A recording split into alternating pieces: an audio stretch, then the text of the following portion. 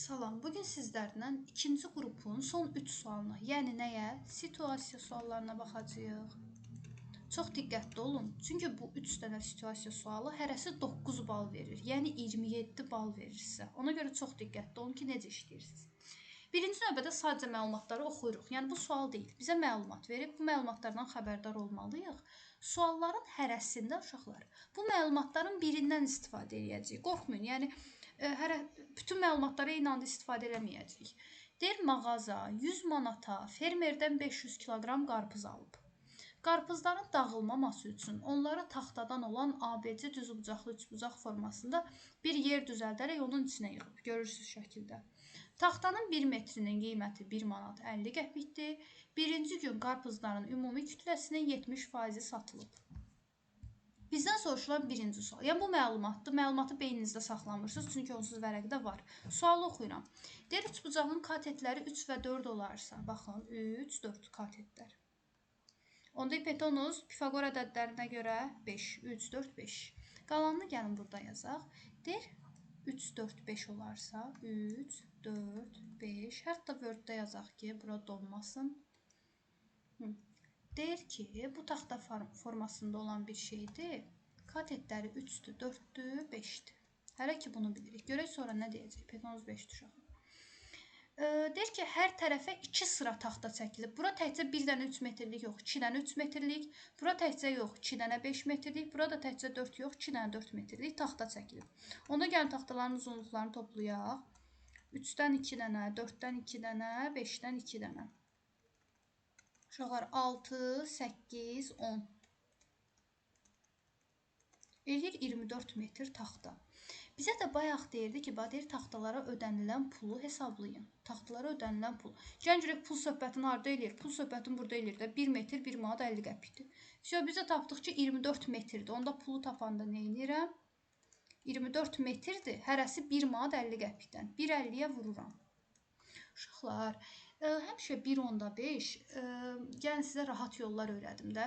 1.5 nədir? 3 bölü 2 demək deyil. Yəni 24-ü 3 bölü 2-yə vurun. Həmişə 0.5 desəm, məsələn, uşaqlar bildiniz də, 1.5 görürsünüzsə 3 bölü 2 yazın. 0.5 görürsünüzsə 1 bölü 2 yazın. Məxrəc yoxdursa məxrəcə 1 deyirəm.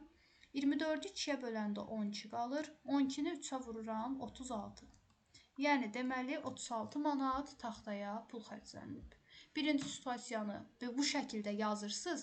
Burada Pifaqor teoreminə görə, Pifaqora görə 5 olmağını qeyd eləməlisiniz. 3, 4, 5. Belə bir şey qeyd eləməlisiniz. Çünki burada hər etab olmalıdır. Bax, birinci Pifaqor, ikinci taxtanın uzunluğu, üçüncü pul. 3 etapda yazıldığı halda sizə 9 balı verirlər. Yaxşımı? 3 etapdan biri yazılmasa, düppədüz yazsanız belə 9 bal verilmir. Bunun ya yarısı verilir, yəni 4.5 bal. Ya da 3-də 2-si verilir, 6 bal. Aydındırmı? Yəni düppədüz yazsanız belə, amma bu etaplar sadalanmadığı halda, görülmədiyi halda 9 bal verilmir. İkinci sual, 29-cu suala baxaq. Deyir, birinci gün qarpızın 1 kiloqramı 60 qəpiyə satıldı. Satışdan nə qədər pul əldə edildi? Uşaqlar, qarpız nə qədərdir? 500 kiloqram. Baxın ki, 29 yazıram. 500 kiloqram. Şərtdə vermişdi ki, birinci gün 70% satılıb. Gəlin hələ 500 kiloqram qarpızın 70%-ni tapaq. 500-ü 100-ə böləndə 5 qalır. 5-i 70-ə vuranda 350 kiloqram birinci gün qarpız satılıb. Və bizə də görək nə deyir? Deyir, birinci gün 60 qəpiyə satıblar. 350 kiloqram qarpızı 60 qəpiyə sataq. 5 vur 6, 33 yadda. 18 3 yadda, 210. Uşaqlar 36, 35-i 6-ya vurdum. 210. Yanında da 2-dən 0. Söhbət qəpik deyir deyə, bu qəpikdir. 1 manat 100 qəpikdir. Manata çevirəndə 100-ə bölürəm. Yəni 210 manat. Deyir, nə qədər əldə edilib. Demir ki, qazanc nə qədərdir. Fakt deyir, bu qədərini satıb, nə qədər əlinə pul gəlib, əldə edilib. Əlinə nə qədər pul gəlib? 210 manat. Yəni qazanc falan hesablamırsınız. Elə nə qədərə satıbsa, əlinə nə qədər pul gəlibsə onu götürürsünüz. İndi növbəti 30-cu sual. Gəlin 30-a baxaq. Deyir, ikinci gün, uşaqlar, incə hesabladıq ki, birinci gün satılıb 350-si. Onda nə qədər qalıb? Elə idi də, düzdür? Gəlin geri verək.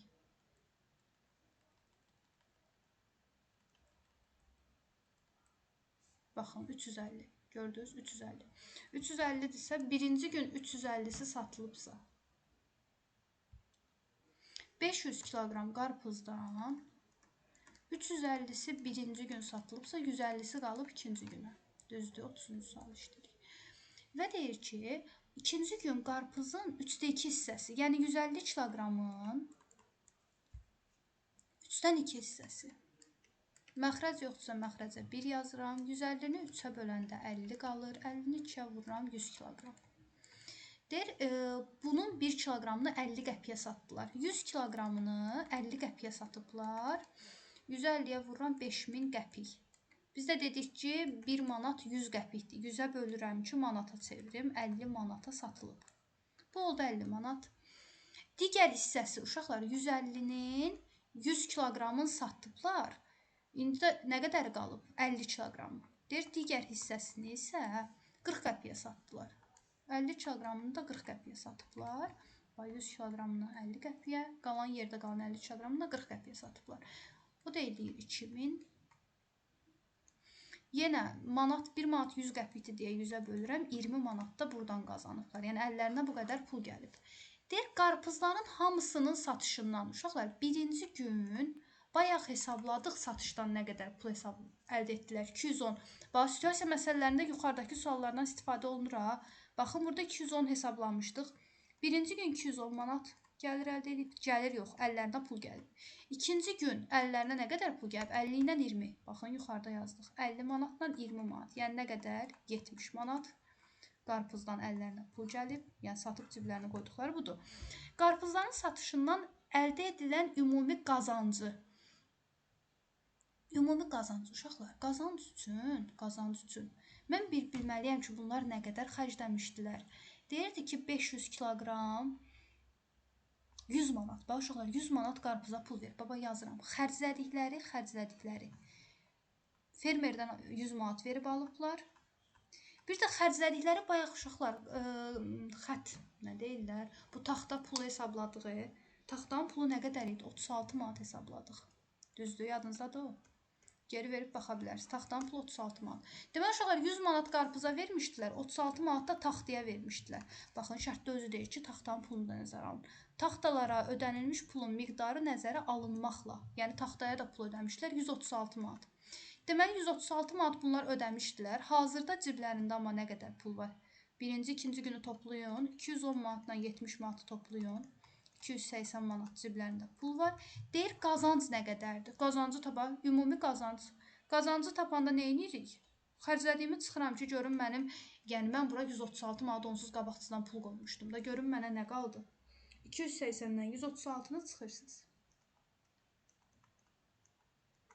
10-dan 6-nı çıxırsınız 4, 7-dən 3-ü çıxırsınız 4, 2-dən də 1-i çıxırsınız 144 manat. Deməli, bunlar qarpız satışından 144 manat pul qazanıblar.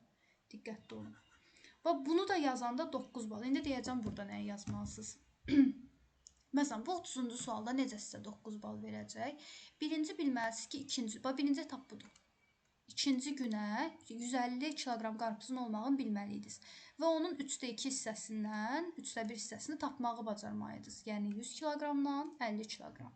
Bu birinci hissə.